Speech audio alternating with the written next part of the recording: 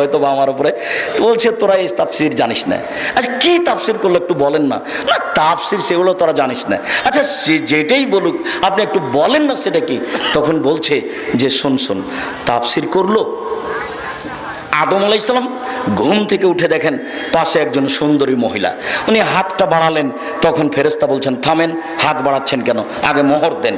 তখন আদম আলাইহিস সালাম বলছেন মোহর আবার কি? তখন ফেরেশতা বললেন যে 1000 বার মুহাম্মদ সাল্লাল্লাহু আলাইহি সাল্লামের উপরে দুরূদ পড়ে দিতে হবে। তো আদম আলাইহিস সালাম 1000 বার দুরূদ পড়ে বউ হালাল করলেন। তখন আমি বললাম নাউজুবিল্লাহি মিন জালিক। আল্লাহ তাআলা বলছেন আমি আদমকে সব কিছু শিখিয়ে দিয়েছি। আদমের চেয়ে শিক্ষিত মানুষ পৃথিবীতে কিয়ামত পর্যন্ত কেউ জন্ম নেবে না। আল্লাহ বলছেন আমি তাকে সব শিখিয়ে দিয়েছি। যেই লোককে আল্লাহ সব কিছু শিখিয়ে দিলেন সেই লোক বউকে কিভাবে হালাল করতে হবে সেটাই জানতেন না।